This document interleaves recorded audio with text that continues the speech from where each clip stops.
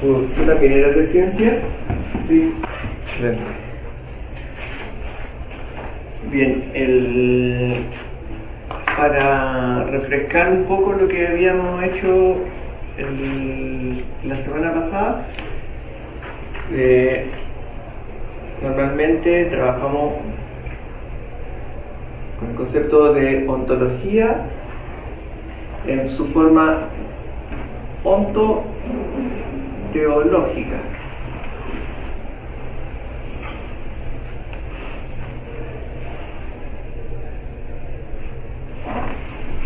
Para poder sacar elementos tanto de la ontología como de la teología.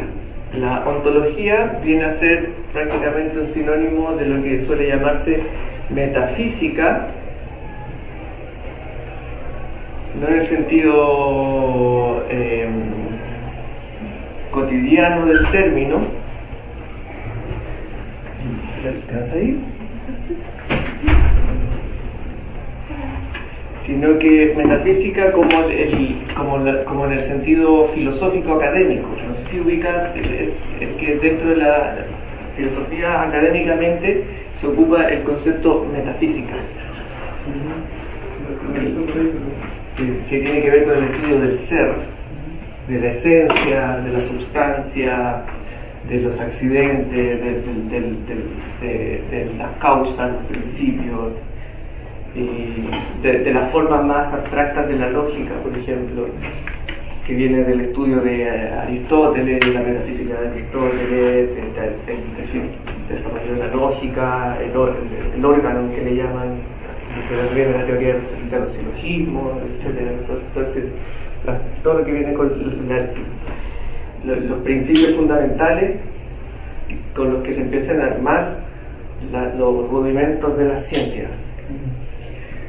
sobre todo de la lógica y de lo que va a permitir después va a aprovechar la ciencia del método para poder que durante la medida de la escolástica se desarrolló como dialéctica, como retórica, como teorías, como llevar el desarrollo de los sistemas lógicos, argumentativos y silogísticos a cómo sacar premisas, conclusiones. Todo esto tiene que ver con la historia de la metafísica. Entonces, lo que planteábamos como uno de los principios básicos de fondo, y se llama onto porque tiene que ver con el ente. El ente es lo que es. Ente se le dice, ente es una forma de decirle a cualquier cosa que es, que está haciendo. Un ente puede ser un ente sustancialmente material, o puede ser un ente abstracto, como ese concepto lo manejan, ¿no? Es decir, un ente es una cosa, un esto. Puede ser un ente abstracto o un ente físico material. Entonces, por ejemplo, hemos visto que nosotros dentro de la historia de la filosofía, que va emparentada con la historia de la ciencia, nosotros tenemos una formación ilustrada por el mundo moderno en el que vivimos. Nosotros recibimos un tipo de educación que viene con un cierto positivismo incluido, y con un cierto empirismo incluido, o cientificismo incluido, en el sentido de que eso ahí se genera una paradoja, porque las personas suelen tender a decir que lo que es más cierto es lo que dice la ciencia. Por ejemplo, en las publicidades, eso es muy típico, y muestran en las publicidades muestran así a una doctora con bata blanca diciendo: nos hemos puesto a prueba estos productos y son científicamente comprobados. Eso lo toman como que fuera lo más cierto, pero después van y hacen cosas supersticiosas las personas, ¿te fijas? O sea, como que tienen, bueno, ¿no era lo más cierto lo científico o es forma, ¿cierto? Que van así, si cuelga una piedrecita de un color en tal día, va a pasar tal cosa, no sé, es otra cosa, son realidades distintas. Bueno, ese tipo de cosas el ser humano las tiene presente siempre. ¿Por qué? Porque en el fondo nosotros tenemos la ciencia del método, que nos permite movernos en el plano físico, que en el plano físico se cumplen, sobre todo si es a un nivel más cercano al ser humano, las cosas se cumplen, las leyes, las hipótesis, incluso a nivel probabilístico, porque hay hipótesis, hay teorías que son más tienen un movimiento asintótico más próximo a ser más comprobables, y otras son más probabilísticas. Por ejemplo, el tema atmosférico climático es más difícil de poder tener un margen predictivo que si uno tira el plumón, decir que va a caer, por ejemplo. Fíjate, a diferentes escalas los márgenes de probabilidad son distintos, pero estamos siempre dentro de un plano físico. Entonces, dentro del plano físico está que es biológico, es químico, hay vida, hay cuerpos vivos, cuerpos inertes, hay toda una gama cósmica, por decirlo así, hay ondas electromagnéticas, hay todo tipo de entidades. Ellas funcionan a partir de sistemas de causalidades, y se van buscando argumentos hipotéticos deductivos para poder ir buscando la razón de sus principios. Y eso funciona dentro del plano físico. Como les decía, aunque el rango de certeza sea más fino o sea más amplio.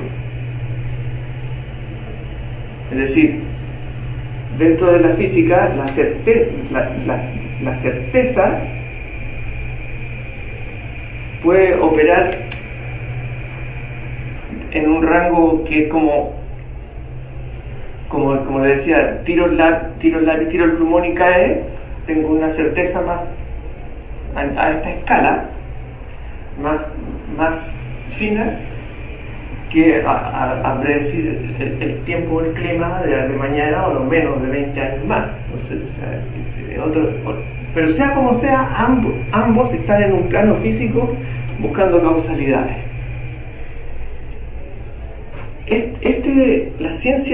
Las ciencias que trabajan en este mundo, que son las ciencias que nosotros a lo que le llamamos ciencia normalmente, todas las ciencias,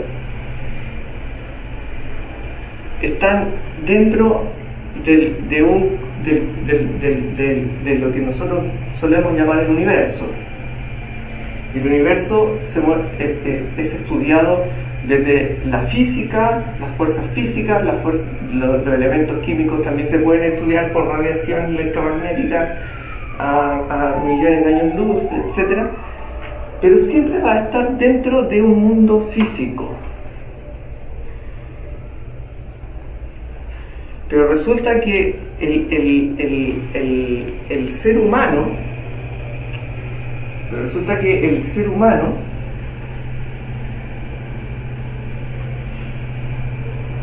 hay cosas que descubren que no responden simplemente a este tipo de preguntas y respuestas que arman estos esquemas. Y dentro de lo que puede suceder ahí es que nosotros tenemos otra ontología. Entonces la vez pasada nosotros veíamos que podíamos hablar de dos ontologías, una ontología de la diferencia, que es moderna, como el mundo moderno, como nos movemos acá, que deriva en la modernidad y en la posmodernidad, etc., adquirió una forma individualista o más capitalista, pero para el ser humano en un momento más clásico, la forma de ver el mundo es radicalmente distinta a la que nosotros tenemos ahora, y la forma en que ellos se explicaban el mundo es distinta. Entonces, cuando nosotros hacemos acá un feedback, una retroalimentación entre ontología y teología, podemos sacar elementos que son tanto de la historia de la filosofía,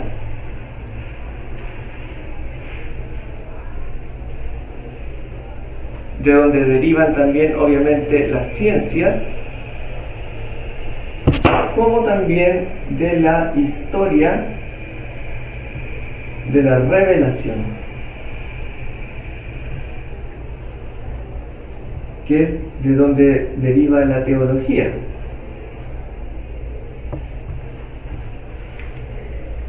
Porque en el fondo siempre han trabajado juntas.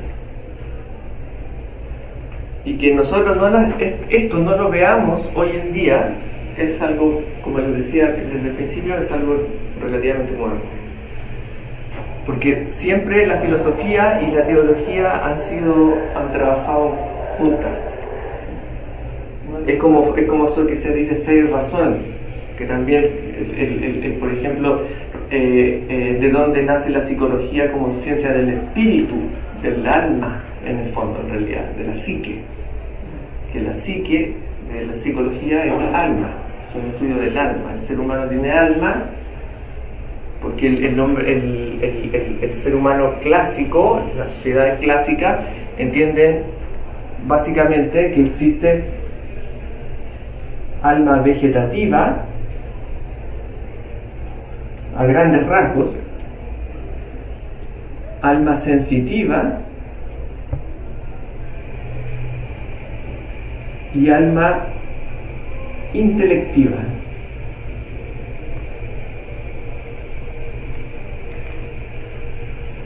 Entonces, esto significa que son seres vivos. Por eso, en sentido general, a los animales, nosotros acabamos llamándoles animales, porque son ánima, porque tienen ánima. Y ánima obviamente es alma. Tienen alma, que es lo que los griegos llaman psique, de donde viene psicología. Es en latín, esto es en griego, esto es en latino.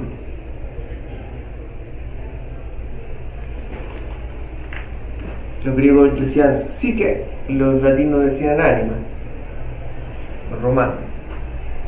Entonces, durante más de 1000 años, casi como unos 1800 años, la humanidad trabajó bajo este esquema. Entonces, la idea es tomar elementos de la sabiduría que se logró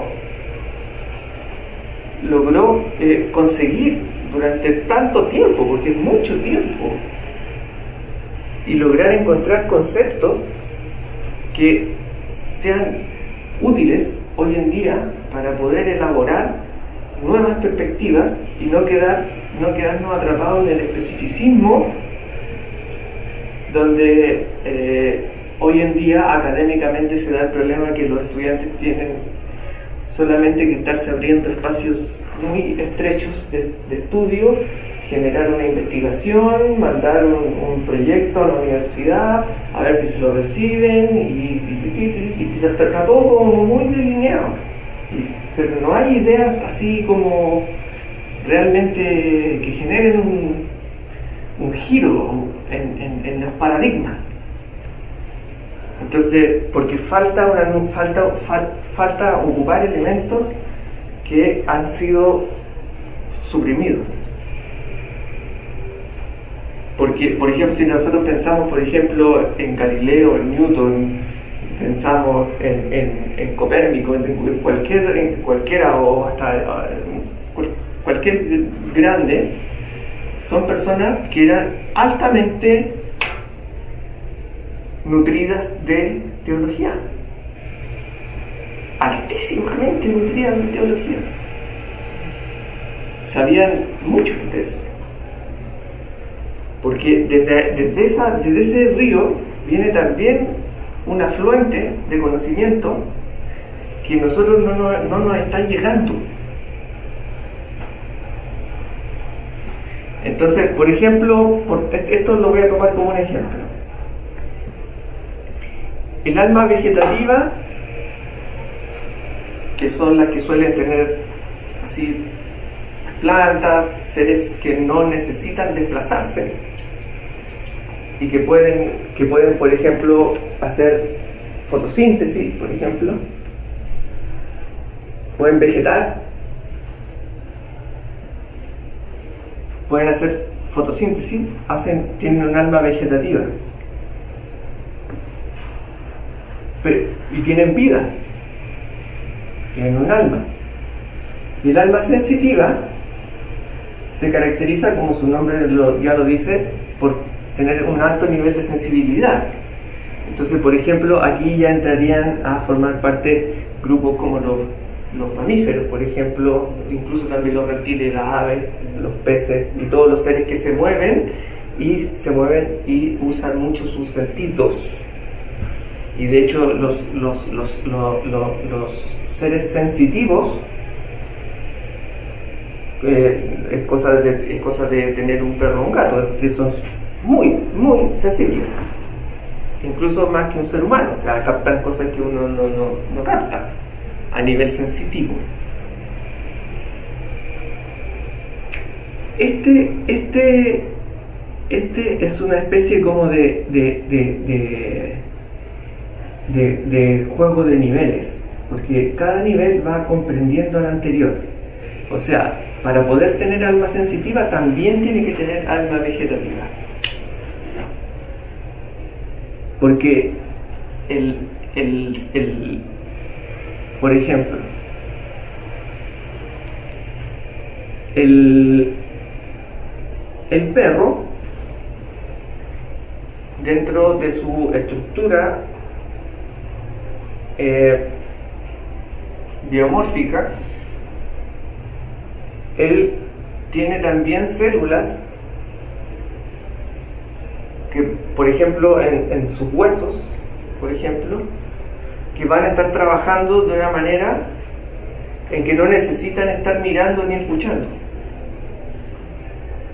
ni estar yendo de un lugar a otro, por ejemplo. Pues sí van a estar generando un metabolismo, sí va a haber una vida ahí, sí hay una armonía viva ahí, sí hay un ánima, pero es como que cada nivel incluye al otro, y lo mismo sucede con el alma intelectiva, que le pertenece exclusivamente al ser humano, en el sentido de que tiene psique, pero una psique especial, que es intelectiva. ¿Por qué es distinta? E incluye también las anteriores. Nosotros también tenemos células nosotros también somos sensitivos, también tenemos elementos vegetativos, pero tenemos elementos intelectivos que la neurología, las ciencias cognitivas se han dado, pero han estado trabajando por lo menos un siglo, digamos, duro para poder tratar de entender cómo se aprende, cómo se percibe, cómo funciona la percepción, qué pasa, cómo se aprende, todo este tipo de cosas. En el fondo, lo que están haciendo, están tratando de estudiar físicamente algo que no es físico. Y ahí va el ejemplo que nosotros comentamos, creo que fue en la primera o segunda clase, no me acuerdo, que es que el caso de que si psique es ánima y ánima es alma, el psicólogo se supone que debería estudiar el alma. Pero normalmente hoy en día el psicólogo está trabajando como detrásito del neurólogo, detrásito del psiquiatra. Es como la antesala al neurólogo, la antesala al psiquiatra, o un contenedor para darle unas pastillitas a las personas para que puedan seguir trabajando, sigan haciendo sus cosas. Pero no hay una investigación en qué pasa con el alma. De hecho, los psicólogos yo creo que ni siquiera creen que existe el alma. Y están pensando a nivel neuronal, como que las cosas ocurrieran todas en el cerebro, en la cabeza.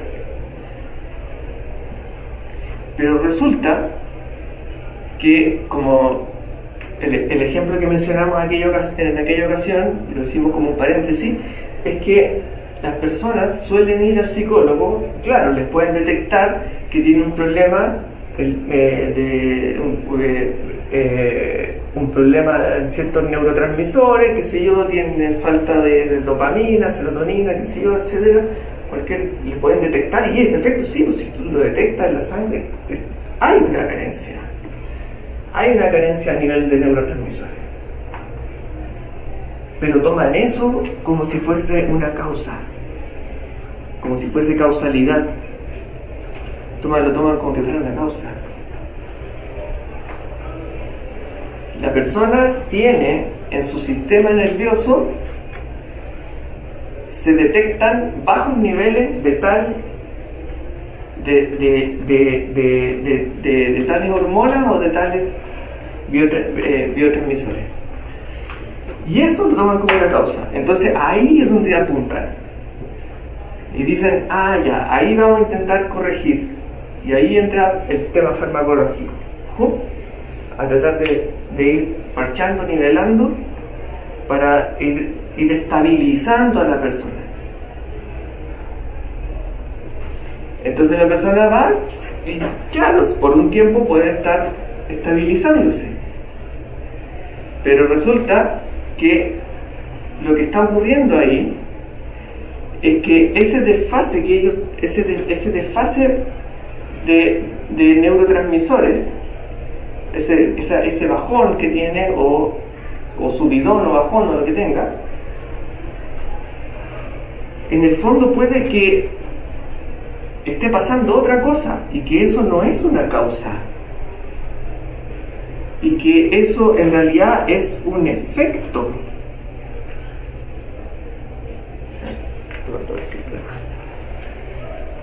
No es una causa, es un efecto.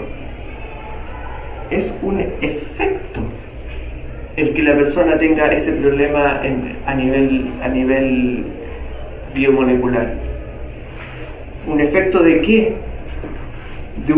Es un efecto de un problema en la psique. ¿Por qué? Porque esa persona, por ejemplo, falleció un ser querido, tuvo un rompimiento amoroso,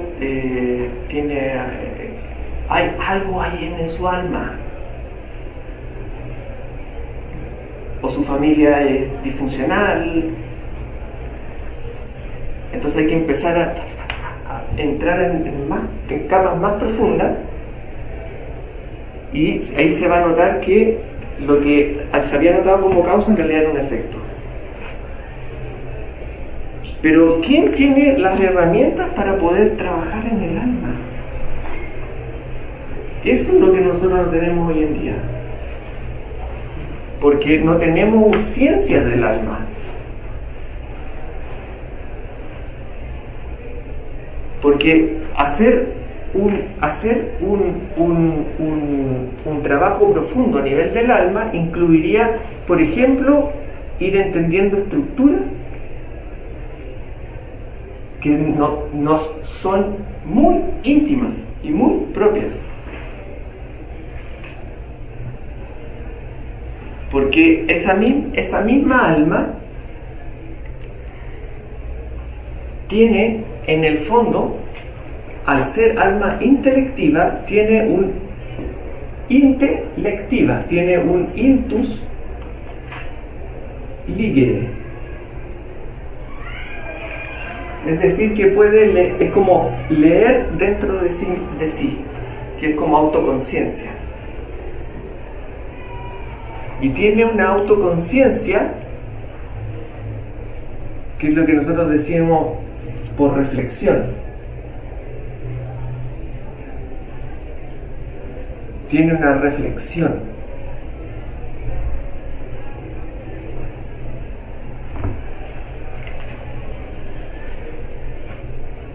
¿Y qué es lo que está reflexionando?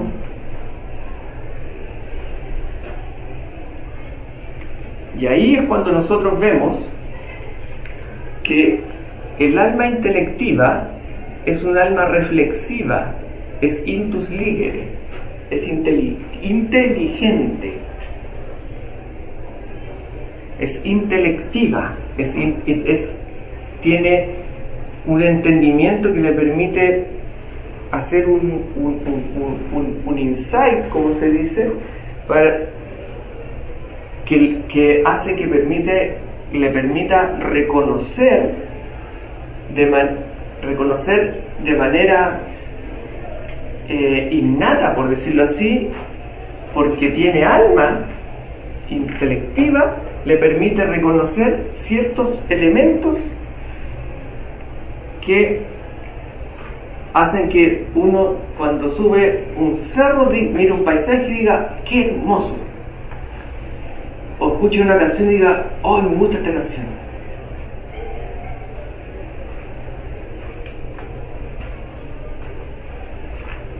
O que como decíamos también antes, los niños agarren los gatitos o los perritos y los abracen y los quieran cuidar, los quieran adoptar. Y eso no se lo enseña a nadie. ¿Quién me enseñó a mí que este paisaje es hermoso? ¿Quién me enseñó que esa flor es hermosa? Nunca había visto esa flor. La veo y la encuentro hermosa. La encuentro bella. Ahí hay una reflexión. Y eso hace que lo que yo estoy descubriendo tiende a ser bueno, bello, verdadero, uno. El alma del ser humano es como que está apuntando constantemente a buscar el bien, a buscar la belleza, a buscar la verdad, a buscar la unidad. A veces se confunde y cree que es bueno algo que no es bueno, pero el movimiento lo hace igual. Una persona puede creer que bueno es hacerse multimillonario y tener un yate y pasearse por el mar Mediterráneo. Eso puede creer que es lo bueno. Pero igual está haciendo el movimiento hacia el bien, pero se está equivocando. Pero lo está haciendo igual. Entonces, las personas siempre hacen ese movimiento, incluso cuando se equivocan. Y al hacer eso, dan un testimonio, generan como una especie de testimonio. Dejan una huella una marca de estos principios, porque están grabados en su alma. Entonces, si nosotros lográsemos nutrirnos y conocer más acerca de cómo funciona el alma, por decirlo así, podríamos tener, como por decirlo de una manera, una vida espiritual más amplia, más holgada, y no vernos tan presionados y limitados por el mundo en el cual estamos metidos actualmente. Porque también como un paréntesis, como una observación sociológica, el que nosotros hayamos derivado históricamente, por haber entrado en la modernidad con todo lo que es el progreso, el capitalismo, etcétera, hayamos derivado a una sociedad que no tiene tiempo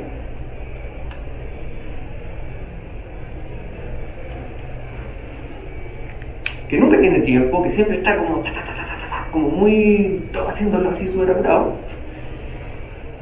es como un síntoma de que la cultura está en un momento en que está como comprimida. Está comprimida y al ser humano se lo ha fragmentado, atomizado, y no tiene la holgura suficiente que tenían nuestros antepasados. Y a nosotros se nos hace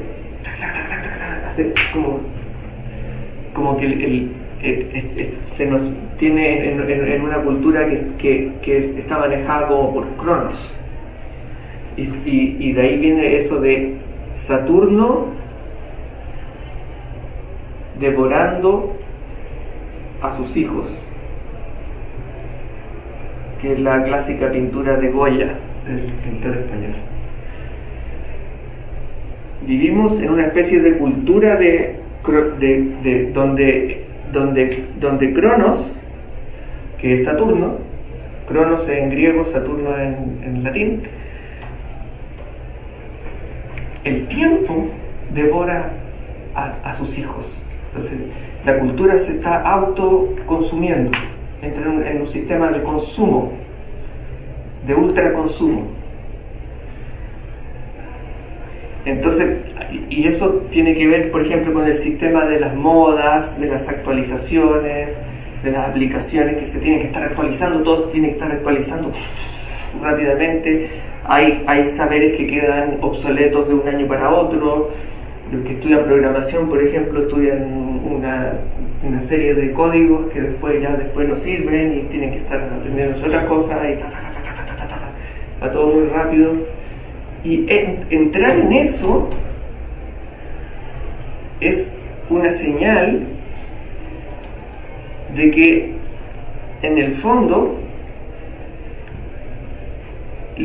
la modernidad es una especie de, o lo que se le llama el mundo la modernidad laica, le vamos a poner, por ejemplo, laica, que dice no estar comprometida con ningún tipo de teología, que dice que no está comprometida con ningún tipo de espiritualidad ni nada, sino que es neutra, es de bata blanca, etcétera. En realidad no es laica, es pagana. Y lo que está haciendo es que nos tiene adorando a Saturno. El tiempo es oro, nos dicen.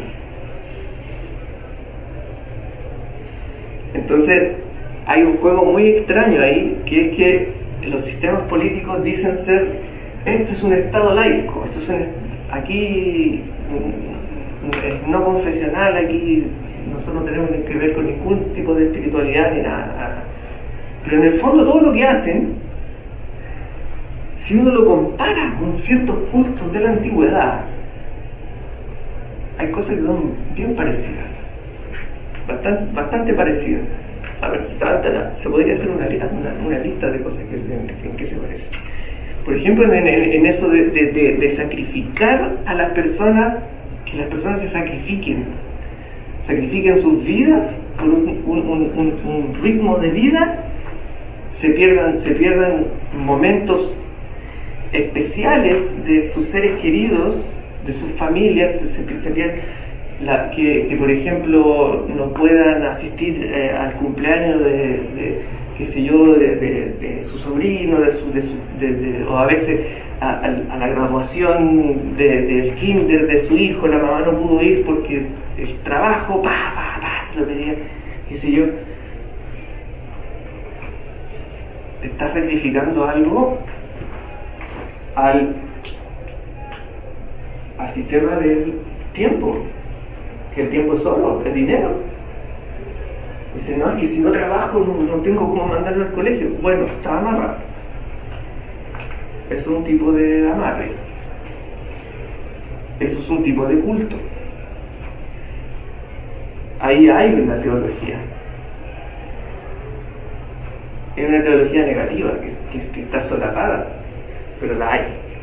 O sea, el ser humano, por el hecho de tener alma, nunca está exento de tener una faceta espiritual que necesite estudiarse teológicamente. Porque, como se dice en política, el poder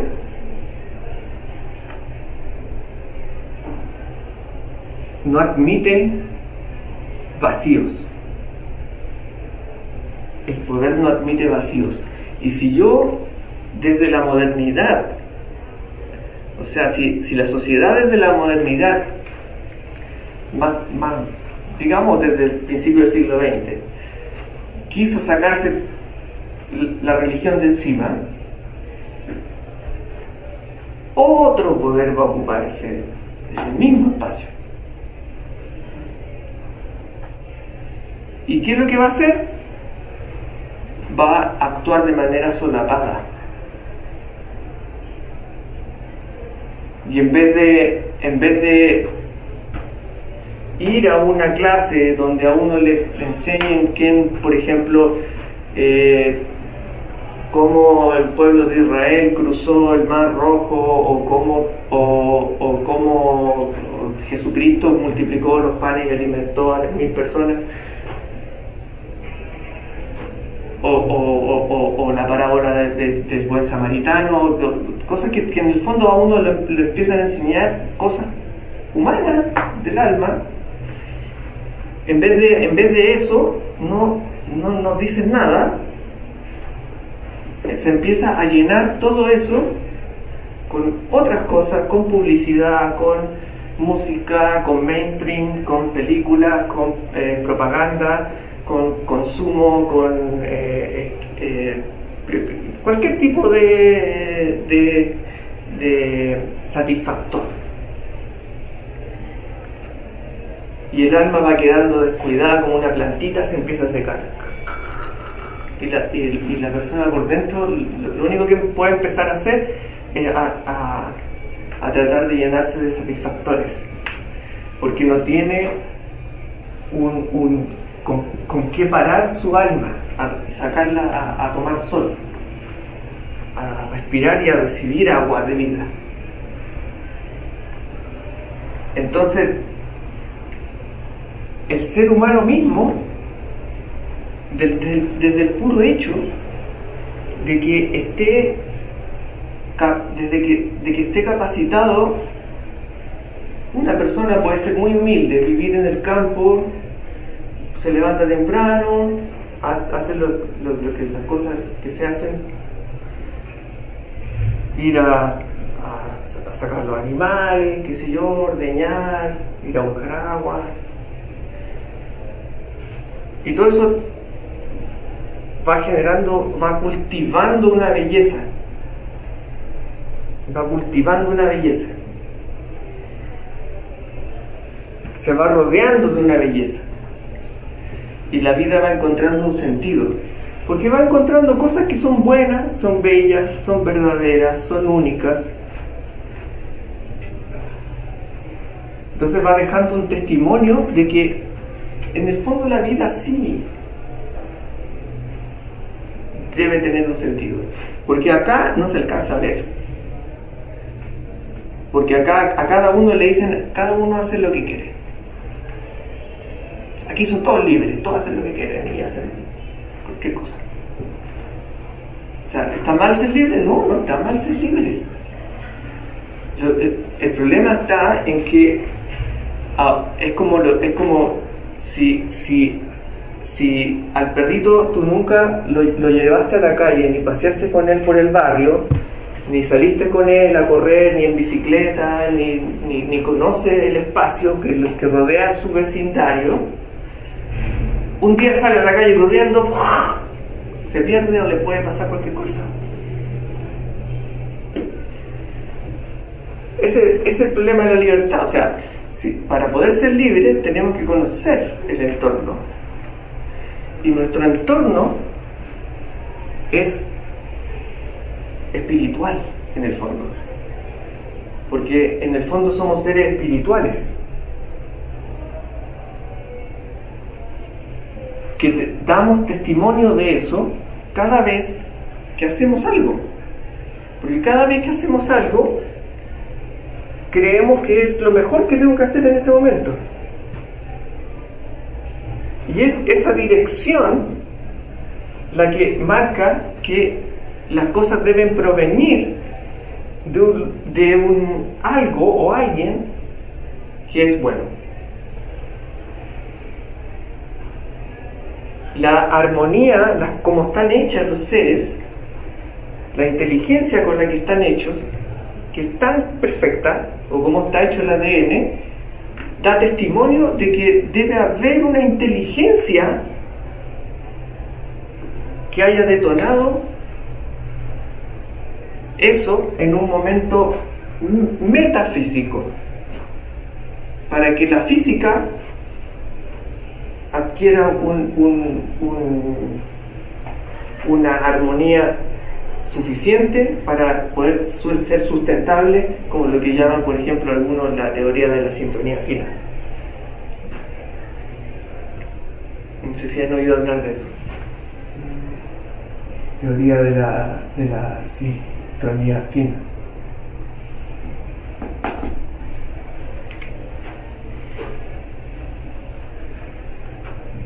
Que habla más o menos de cómo las cosas están,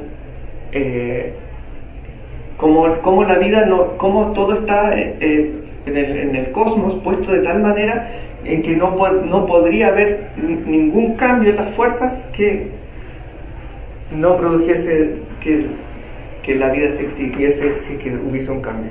Las cosas están puestas de una manera tan equilibrada que hacen que sea estadísticamente casi imposible. Aunque la vida es un fenómeno muy raro, a nivel así de especulación científica dura, es raro.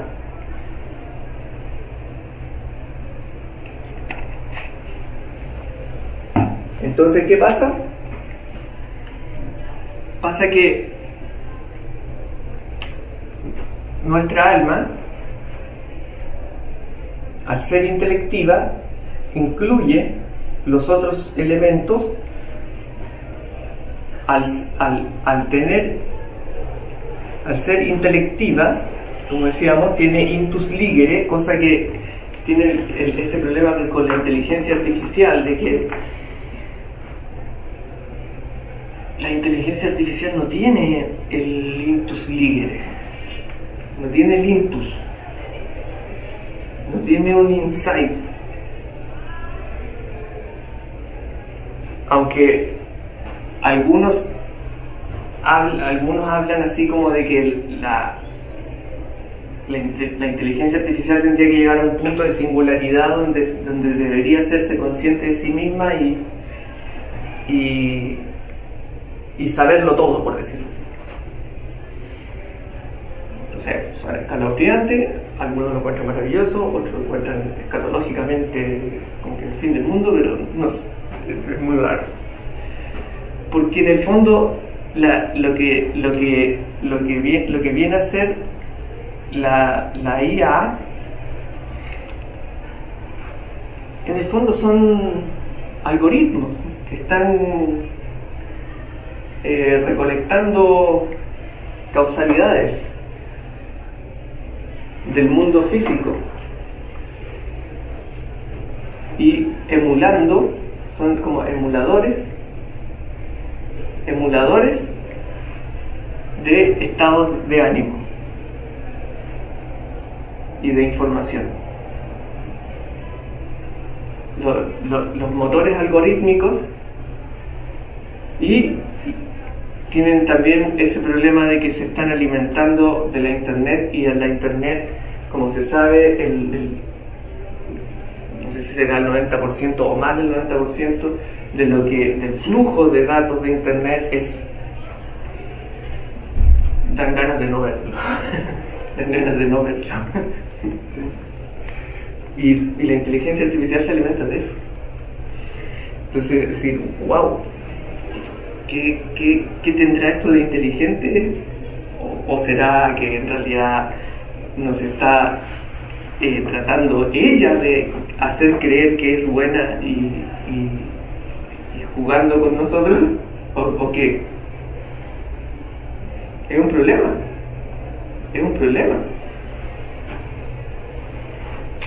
El punto es que no tiene eso, no tiene el intus. Bueno, artificial es artificial, pero no tiene esa reflexión, porque no refleja lo bueno, lo bello, lo verdadero de uno. No da testimonio de algo que sea metafísico. Porque en el fondo, durante la modernidad, la gracia de poder depositar todo en la ciencia de una manera positiva, de una manera supuestamente laica, es que nada tenga más control que el ser humano. Ellos decían en ese momento, el hombre controla esto y esto queda controlado por el ser humano. Pero resulta que no. O sea, es cosa de leer el positivismo, lo que pensaba, es cosa de leer un resumen así, Wikipedia, Comte y el positivismo. Acá en Chile habían en 1800, entre 1850 más o menos, décadas después de la independencia, hasta principios del siglo XX, se publicaba un diario que se llamaba El Positivista, donde siempre venían columnas de Auguste Comte. Y el positivismo es una línea filosófica que uno la lee y queda así, esto es una mezcla como entre Hitler, Darwin y como una cosa media eugenésica, así como es muy raro. Porque es un periodo, sobre todo la segunda mitad del siglo XIX para entrar al siglo XX, donde el ser humano como que tuvo tanta fe en la ciencia, en esa nueva religión del progreso y del capitalismo, que puso todas sus fichas ahí. Puso todo ahí, todas sus fichas ahí.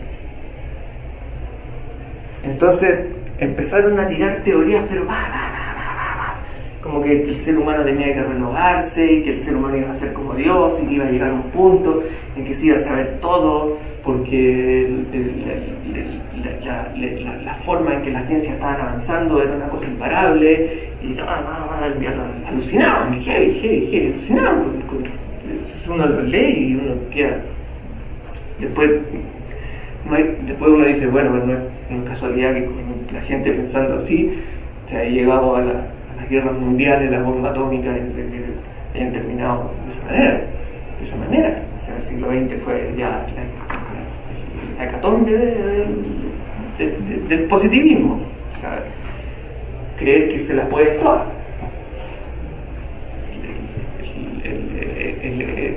La caída del Hindenburg, el hundimiento del Titanic, todos esos desastres gigantes. El siglo XX está lleno. Chernobyl, desastres naturales, está lleno de esas cosas. ¿Por qué? Porque creían que podían hacerlo todo. Por eso nosotros vivimos ahora en un mundo que está como tan ultra tratando de protegerse de eso, pero al mismo tiempo tratando de virtualizarlo, como generando otro nivel más de hiperrealidad, donde nosotros podamos seguir haciendo el mismo jueguito de siempre, pero de manera virtual.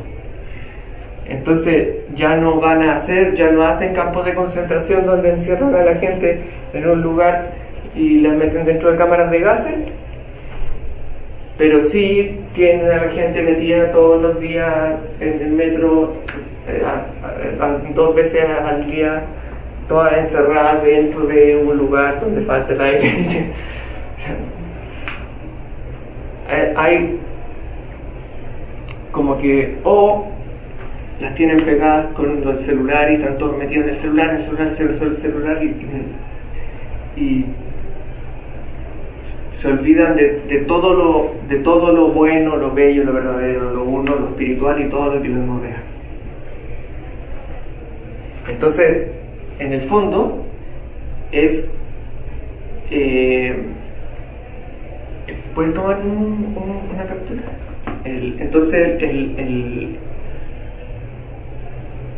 armar un juego de contrastes constante en el que podamos ir viendo el rendimiento de el mundo de las ciencias del método con lo que la historia de la revelación ha ido ofreciendo y ha ido entregando como conocimiento del alma, conocimiento de lo que es la espiritualidad, es en cierta manera ir recuperando es como que no hubiésemos tenido una biblioteca donde toda la mitad de la biblioteca hubiese estado cerrada durante siglos, y ahora pudiésemos abrirla y empezar a revisar qué había ahí y que se había considerado que eso estaba obsoleto, y empezar a revisar qué había ahí. Porque cuando uno empieza a hacer ese ejercicio y por ejemplo empieza a leer a San Agustín, cuando empieza a leer a San Agustín, empieza a leer a San Buenaventura, Alberto, que puede ser revisar. Entonces está el tema, como les decía, de ir haciendo un zigzagueo para poder nutrir nuestro vocabulario y en el fondo académicamente ir creando hipótesis más arriesgadas, pero que no sean caprichosas, porque cualquiera puede decir, no, yo puedo hacer una tesis muy arriesgada y se me ocurre invento cualquier cosa. No, eso no hay punto. Arriesgado significa que no es común, no está dentro de las típicas tesis que llegan, por ejemplo, pero resulta que sí tiene referente, sí tiene bibliografía, sí tiene estudio profundo, sí tiene conexiones, sí hay un rendimiento académico que va generando los contactos necesarios entre autores, que los textos están, Este joven no se lo está inventando, esta persona no se está inventando esto. Entonces, ahí va el tema, por eso, si uno lee, por ejemplo, a San Agustín, cuando lee, por ejemplo, las Confesiones, que es el texto más clásico de él, a nivel de estudio del alma, es impresionante. O sea, en psicología esto debería ser estudiado así en primero, o sea, debería ser, porque él hace se pega un insight del mismo de cómo ha sido su vida hasta ese momento, mirándolo espiritualmente. Entonces ve sus fallos, sus errores, donde él ha sido excesivo, donde él ha ofendido a otras personas, donde él puede haber sido mejor, donde va siendo como un autoanálisis y va exponiendo como de una forma muy desnuda su alma, y eso para un estudio actual uno puede ir tomando, llamémosle articulaciones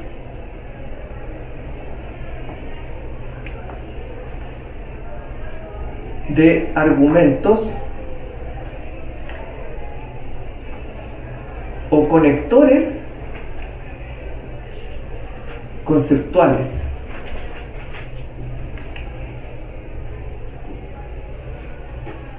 entre lo que es estos dos mundos, por decirlo así.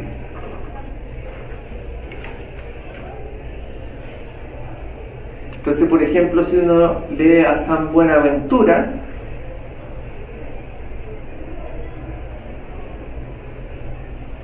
lee, por ejemplo, el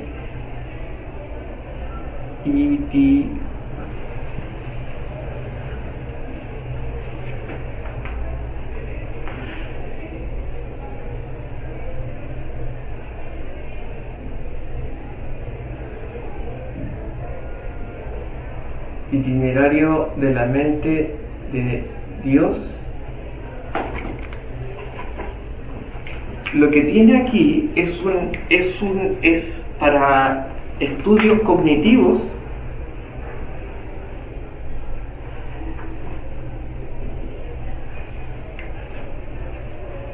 es un trabajo que puede detonar muchas ideas en cómo funciona el sistema perceptivo y cognitivo.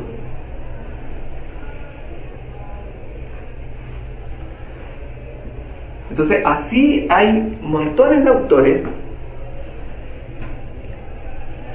que nosotros no estamos leyendo actualmente dentro de nuestras carreras, que tienen posibilidades de dónde tomar material para generar una especie de shock que haga brotar nuevas ideas y refresque las ideas, y no nos quedemos con el típico paper que un gringo dijo esto acá, otro gringo dijo esto allá, otro gringo dijo esto acá, y se llena de una bibliografía de gringos y se manda a una revista gringa y al final queda idéntico que cualquier otra miles de papers que se escriben. Entonces, porque nosotros en el fondo, al estar nosotros acá en el mundo hispano, en Chile por ejemplo, uno sabe que es difícil pegarse una beca a Europa o llegar a un a un nivel académico de ser rector de la Universidad de Friburgo, por ejemplo, no sé, por el rector de alguna facultad de la Universidad de Bolonia, en Italia, no sé. Es muy raro. Tendría que haber sido alguien que fue educado desde chico de una manera tan así prolija, que como dice la canción de los prisioneros, ser occidental de segunda mano. O sea, entonces, para evitar eso, es necesario que también nosotros veamos cuáles son las ventajas de estar en el finisterre del mundo. A pesar de que con la internet, claro, podemos leer mucho, y una cantidad de libros impresionante que hace solo 30 o 20 años atrás era casi imposible encontrarlo.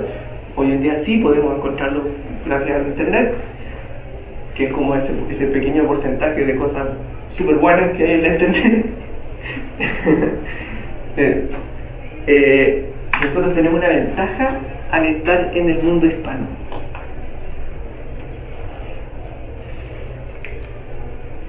que es que nosotros no tenemos como el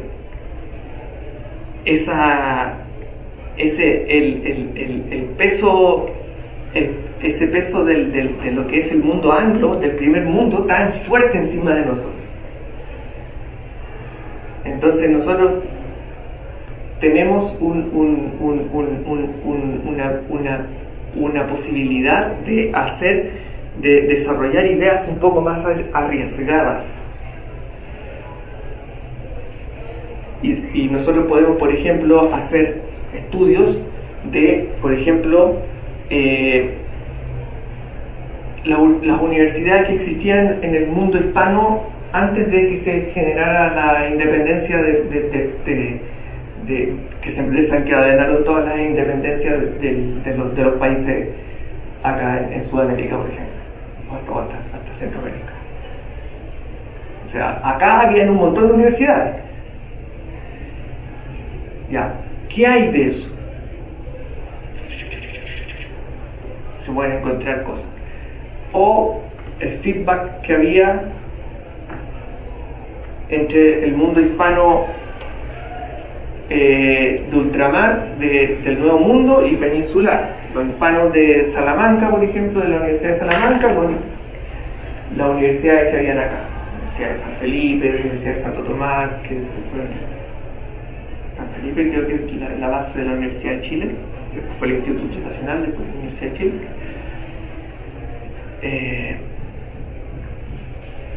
Y todo eso estaba conectado en lo que era el reino hispano, que después fue destruido por el Imperio Británico.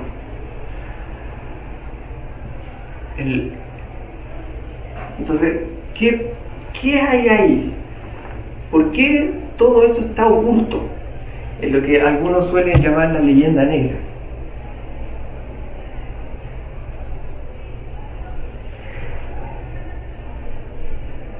Es un tema interesante estudiar.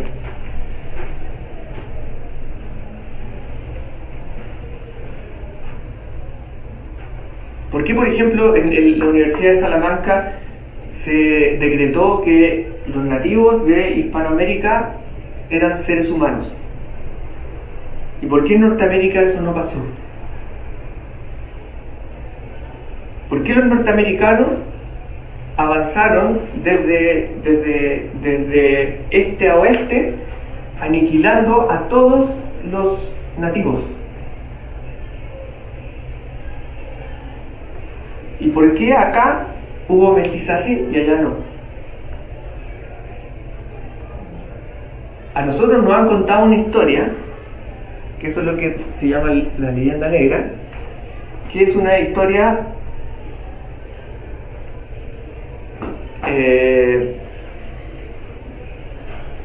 British Steel, por decirlo como esa marca, como acero británico, es una historia gringa. No es una historia contada por nosotros mismos. es una historia contada por ellos. Porque es cosa de ver una película de vaqueros. A la gente no le parece nada de raro, y de hecho acá en Chile, si uno ve una persona de 60 años que iba al cine en los años 60, por ejemplo, se veía todas las películas de vaqueros. Y las películas de vaqueros, lo que más se veía eran vaqueros matando indios.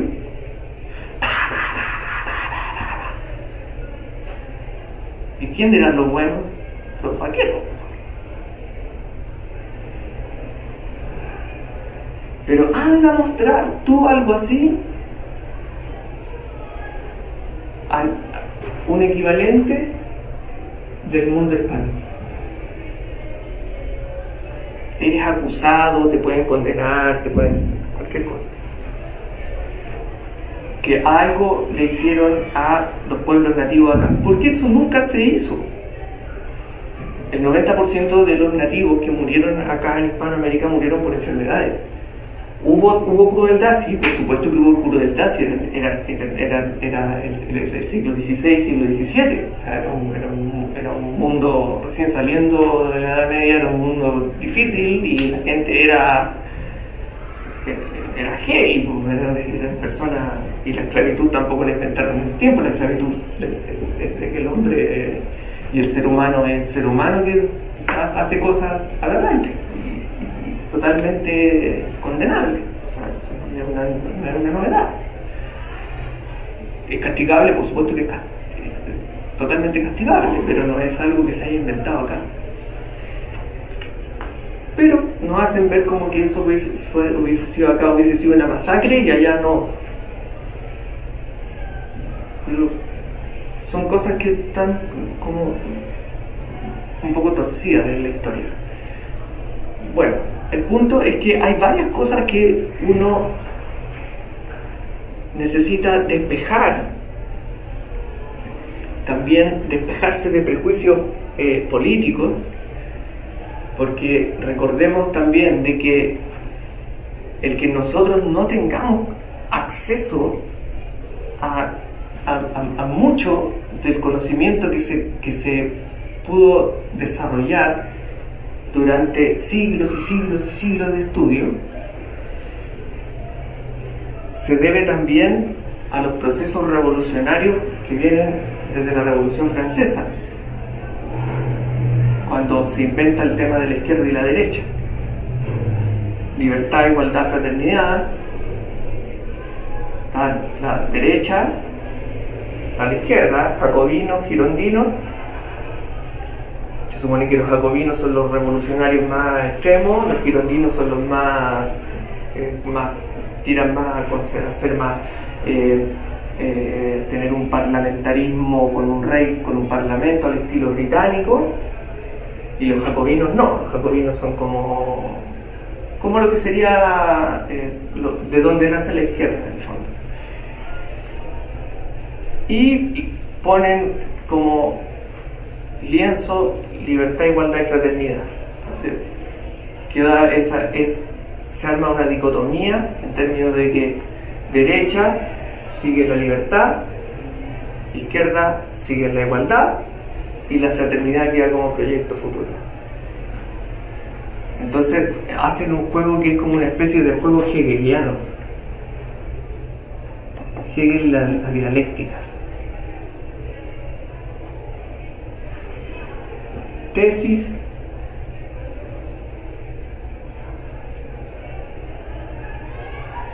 antítesis,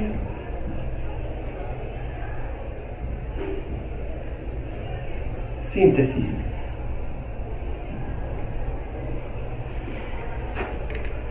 Entonces, la política que nosotros conocemos, en el fondo, se rayó la cancha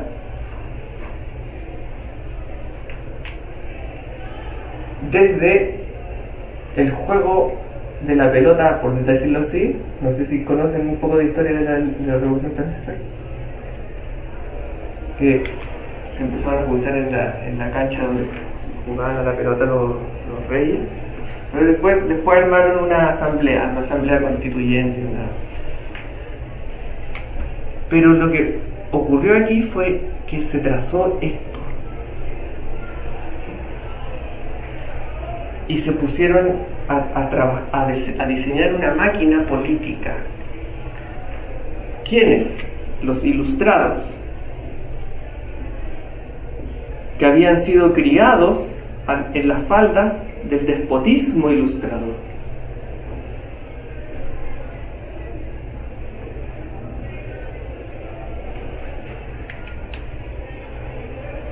Ellos a los reyes les dieron más poder, enseñándole todas las últimas triquiñuelas y formas de control social. Ejemplo, Maquiavelo.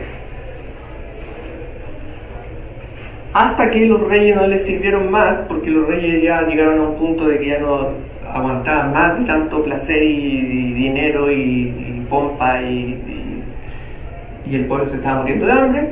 Explota la revolución y los ilustrados se cambian de bando y se van e inventan que el pueblo, ellos van a ser los defensores del pueblo.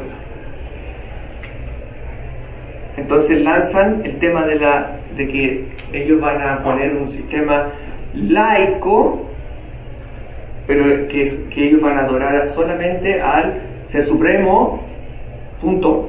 Nadie sabe quién es el Ser Supremo, pero les dicen que adoran o a la diosa razón.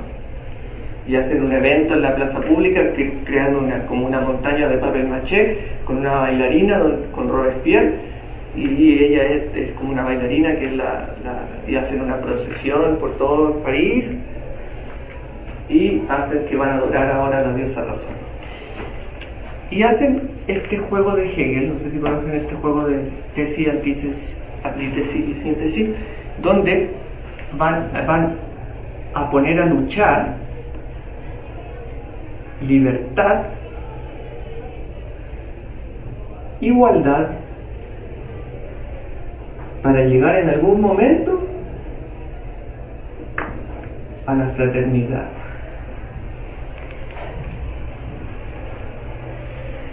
Nosotros hasta el momento hemos visto hasta ahí. Y estamos empezando a ver los primeros síntomas de proyectos que huelen o como que podría parecer lo que ellos están planeando como fraternidad, o a lo que le quieren llamar una fraternidad global.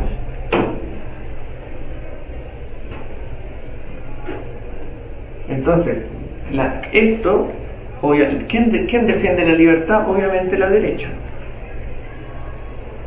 ¿Quién defiende la igualdad? Obviamente la izquierda. Y empiezan a salir proyectos hoy en día que son como una mezcla.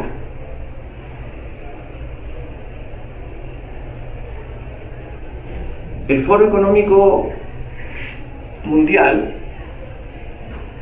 está full pega en eso. Cómo desarrollar sistemas de integración donde los países, el modelo político antagónico de lucha entre poderes, donde mantener guerrillas en Sudamérica, mantener Europa dividida con los comunistas por allá y los capitalistas por acá, y todo eso, lo que fue el siglo XX, pase de moda y entrar a un nuevo modelo que sea el modelo de la fraternidad planetaria. Y para eso sirve la inteligencia artificial. Para empezar a generar un nuevo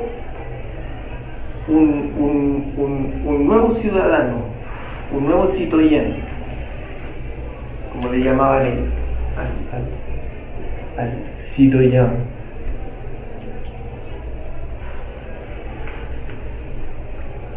No se entiende mucho. Al citoyen, al ciudadano.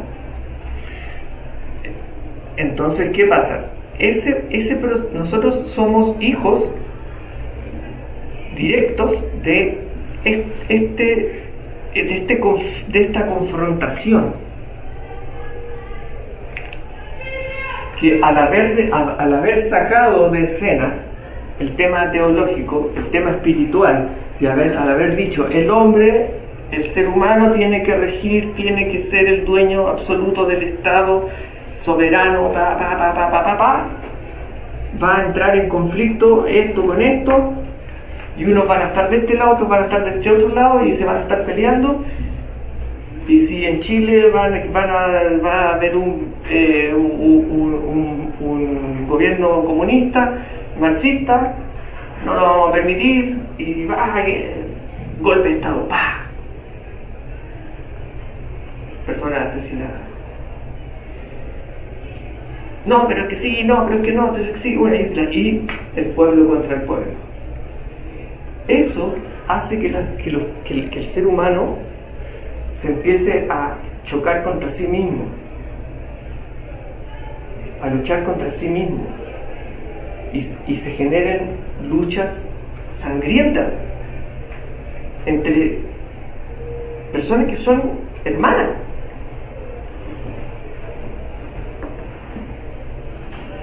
Y ese juego lo mantuvieron siglo XIX, siglo XX. Y siglo XXI es la preparación para el tercer momento. Y el tercer momento viene a ser lo que nosotros estamos recién empezando como a saborear, en términos de que quieren una hiperconectividad, que la soberanía de los países se acabe, que las fronteras se desarmen y que haya solo un gobierno central del mundo, que todos somos hermanos, que todas las religiones son iguales, que todo es igual, que todos son iguales, que todo igual, que todo igual, que todo igual, y todo se borra al final en un como United Color of Benetton, así, de la fraternidad, así. Pero en el fondo eso no es fraternidad, eso es parte de seguir jugando su juego. Porque como dijimos en un momento, el poder no admite vacíos. Mientras el ser humano no acepte que lo que él está reflejando, y que lo que él siente, que lo que él capta y hacia donde él se orienta, él no lo inventó. Que si yo digo esta flor es bella, la flor no se cree la dueña de la belleza, ni la administradora de la belleza. Ella es sencillamente, y la belleza pasa por ella. Asimismo, nosotros reflejamos en algún grado el bien, reflejamos en algún grado la belleza, reflejamos en algún grado la verdad, pero no podemos ser tan soberbios de poder creer que nosotros somos los controladores, dueños y administradores totales de conceptos que en realidad apuntan a un lugar que nosotros no conocemos, pero que el hecho de que nosotros no conozcamos, que sea metafísico, ha permitido que eso haya ido dejando, como habíamos dicho, testimonios. Va dejando huellas. ¿Por qué? Porque el ser humano, al enfrentarse a algo, cuando eso algo lo supera y no está totalmente bajo su control, se entrega en una actitud humilde. Es decir, yo no estoy controlando yo no soy el dueño aquí yo no soy el dueño del fondo. Yo vengo a hacer mi aporte. Entonces voy a dar testimonio de hasta donde puedo dar. y estudio todo lo que puedo estudiar y voy dando testimonio, siempre guiado por las líneas que si nosotros logramos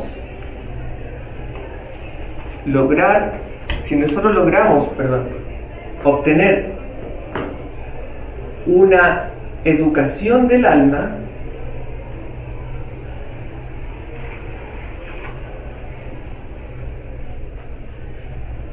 un sentido de espiritualidad, nos vamos a dar cuenta de que hay muchas huellas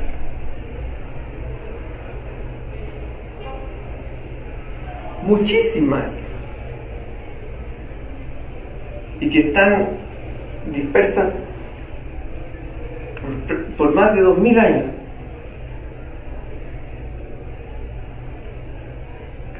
Lo que pasa es que están tan bloqueadas, se han construido tantos muros y tantos prejuicios que a uno no lo dejan ni acercarse. Si uno se empieza a acercar a ese lado, inmediatamente te empiezan a atacar. Entonces, ¿cómo la única espiritualidad que te dejan acercarte es a la que les es inofensiva? Que por ejemplo cosas como piedras, sonidos, que en el fondo son físicas, energías, cosas que tengan que ver con aquí hay un juego de campos de energía que te van a aliviar, te van a reordenar las energías de tu cuerpo, bla, bla, bla. Pues si te das cuenta, en el fondo eso es plano físico, pero es que esto nos va a repercutir en tu alma, ya, pero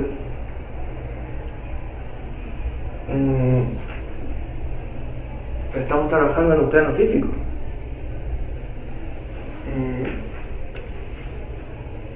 Ahí hay algo extraño. ¿Por qué dentro del sistema, a nivel de producción de películas, producción de series, producción de todo tipo de material mainstream y publicidad, hay todo un área que está negativizada, ridiculizada y ensombrecida, y hay otra que no? Entonces eso es como, ¿por qué a los grupos más poderosos les interesa que uno no se meta para allá?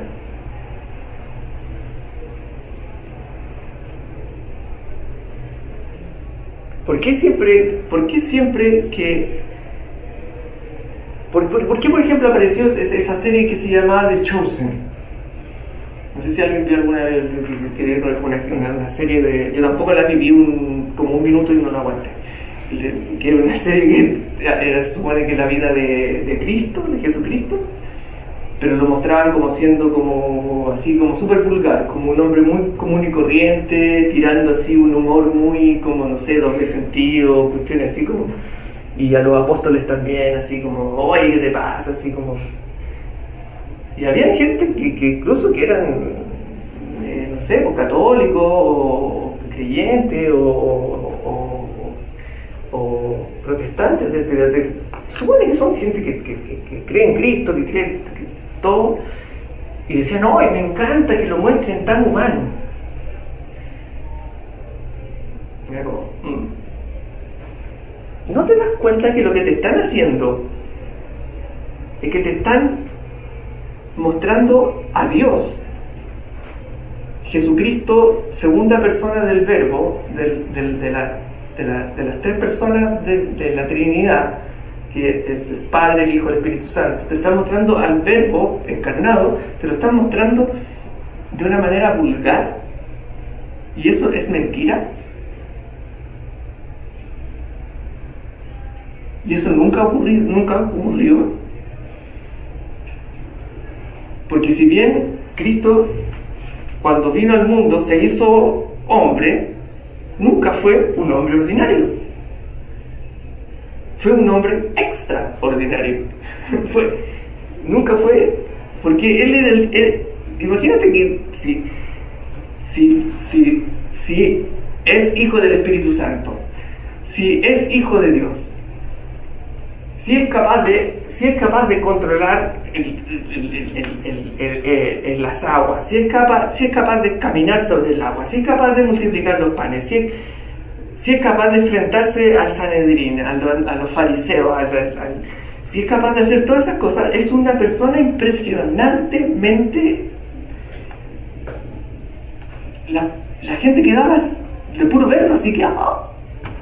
De hecho, hay testimonios de personas que no tenían nada que ver con ellos, romanos, así como cónsules, qué sé yo, escribas de la época, que han dejado testimonio de Cristo, de que en Galilea había un hombre de nombre Yeshua que era impresionante, que de solo verlo se notaba que no era una persona normal, que irradiaba una cosa que te miraba y quedaba y ¿por qué el sistema te está creando una serie para poder bajarlo? Porque por eso no es casualidad de que haya toda una historia del arte donde a Cristo siempre se le ha representado de manera noble, alta, solemne, con una aureola. Porque eso significa que durante siglos y siglos se ha sabido que Él no es alguien común y corriente, sino que como que le saliera luz. De hecho, él mismo dice: yo soy la luz, soy el camino, soy la vida. Entonces, ese tipo de cosas es como que te están tapando algo y te están diciendo: no veas eso, o eso es malo, no toque ahí, no se meta para allá. Dicen: no, es que la iglesia es mala, la iglesia es así, lo peor. Por supuesto que hay personas terribles en la iglesia, obvio, si todas las instituciones somos seres humanos. Si se pusieran a hacer, y no es por defenderlo, obviamente todos los que han cometido crímenes tienen que pagarlo. Si se ponen a hacer lo mismo imagínate del gremio de los doctores de la medicina, se ponen a hacer durante décadas 20 años de reportaje, por lo menos 3 veces al año, reportajes profundos al gremio de los doctores, cámara escondida y todas las... Oye, los doctores,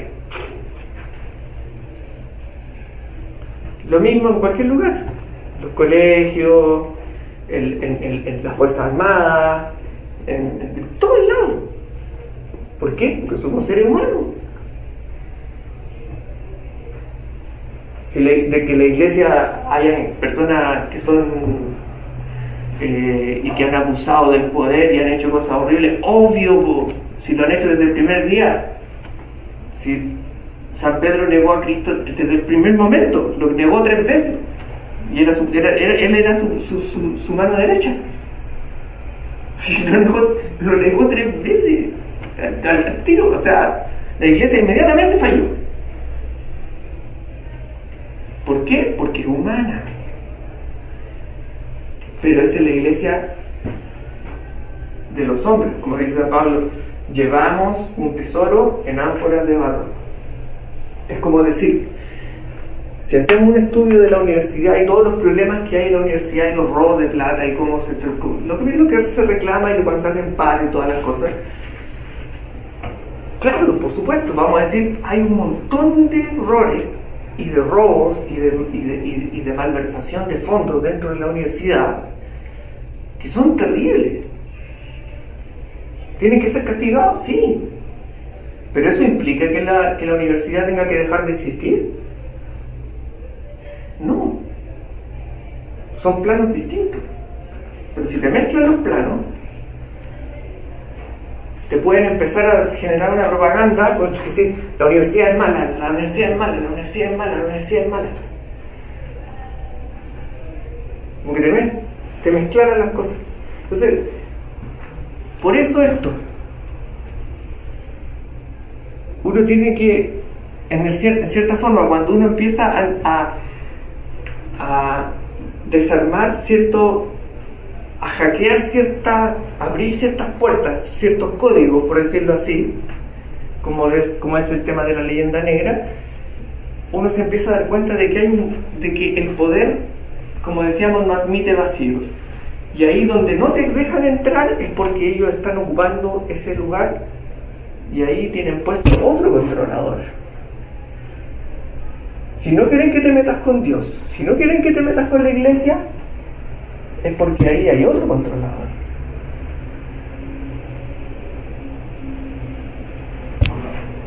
Vale, hay que retirar. ¿Cómo estamos de hora? Son las 4:07. Ah, estamos bien de hora. Sí.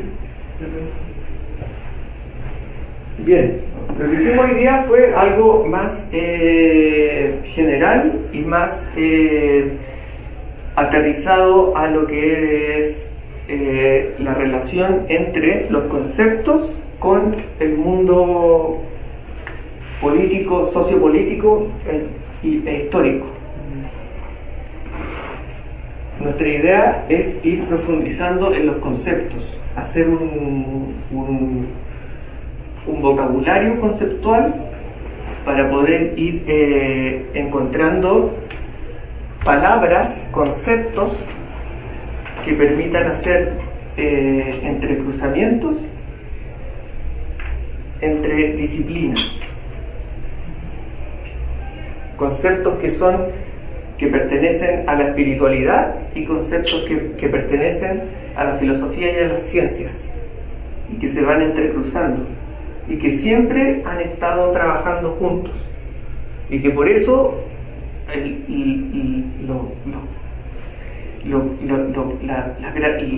los grandes pensadores, por llamarlo de una forma, como les decía delante, Newton, Galileo, etcétera. Por ejemplo, Newton hacía trabajo hasta en alquimia, hacía trabajos buscando cosas espirituales, llegaba a soluciones que son físicas. ¿Se fijan? Entonces, a veces uno, movido por una inquietud de su alma, tengo un problema en mi alma, me pongo a investigar y empiezo a dar con una solución que puede ser hasta la cura del cáncer. ¿Te fijas? A eso es lo que me refiero.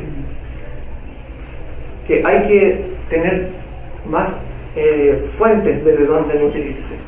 Y esas fuentes tenemos que ir rompiendo barreras y desprejuiciarnos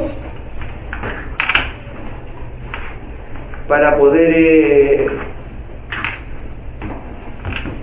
no quedar presos del proyecto que en realidad nunca nos ha pertenecido en realidad.